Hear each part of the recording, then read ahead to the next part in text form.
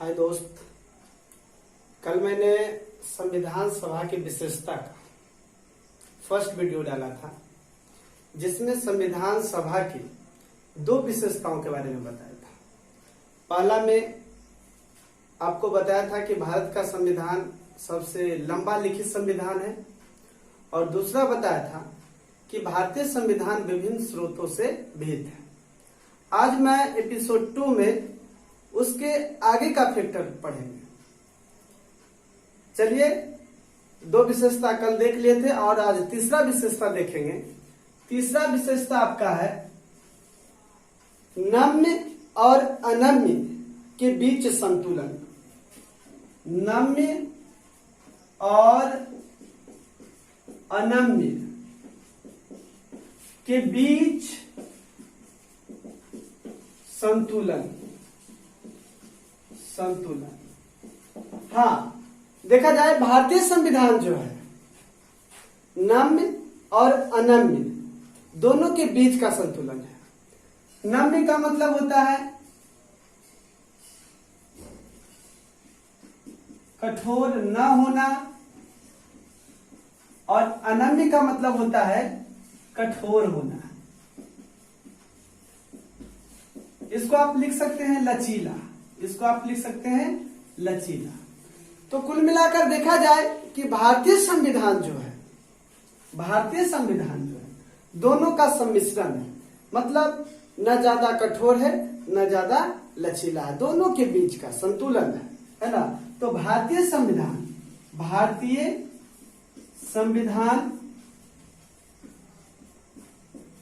न अधिक लचीला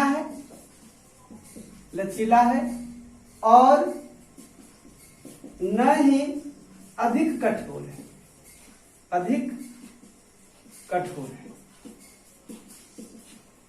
यहां पे आपको देखा जाए, आप देखेंगे यहां पे कि लचीला जो आपका है संविधान, ऐसा क्वेश्चन अक्सर पूछी जाती है एग्जाम में।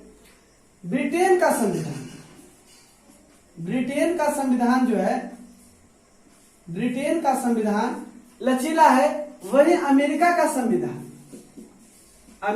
संविधान कठोर है। और अगर भारतीय संविधान की चर्चा किया जाए तो दोनों संविधान के क्या संतुलन में बना हुआ है। यहाँ पे आप लोग जानते हैं कि ब्रिटेन का संविधान जो है ना, संसदीय प्रणाली पर आधारित है और संसदीय प्रणाली को भारत अपनाया है। वही अमेरिका के संविधान के बारे में कहा जाए तो उसमें अध्यक्षीय प्रणाली की व्याख्या किया गया है, जो अध्यक्षीय प्रणाली भी भारत में है ना। तो आप यहां से देख सकते हैं कि भारतीय संविधान क्या है, नम्यता और अनम्यता के बीच के संतुलन है। न ज्यादा कठोर है और न ज्यादा लचीला है। ये पॉइंट आपको अगर समझ में आ गई होगी तो अगला पॉइंट हम देखते हैं। चौथा पॉइंट क्या है?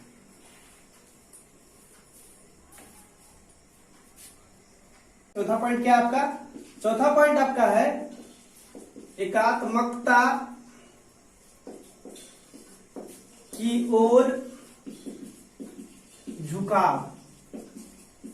एकात्मकता की ओर झुकाव के साथ संघीय व्यवस्था।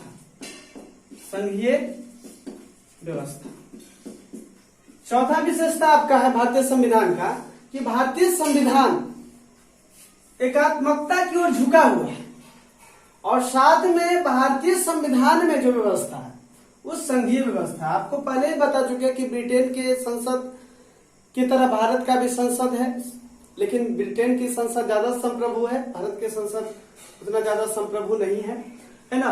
तो संघीय व्यवस्था जो है ना, संघीय व्यवस्था के साथ जो है ना, एकात्मकता की ओर भारतीय संविधान झुका हुआ है, ये आपको पता है। यानी कुल मिलाकर के देखा जाए तो भारतीय संविधान संघीय संविधान है। इसमें अनेक क्वेश्चन भी पूछे गए हैं एग्जाम में, जो आपको हम बता देते हैं, है ना, कि यहां से क्वेश्चन किस प्रकार से पूछा जाता है ना। कहेगा आपको क्वेश्चन में कि भारत का संविधान जो है एकल संविधान है। भारत का संविधान में एकल नागरिकता का वर्णन किया गया है।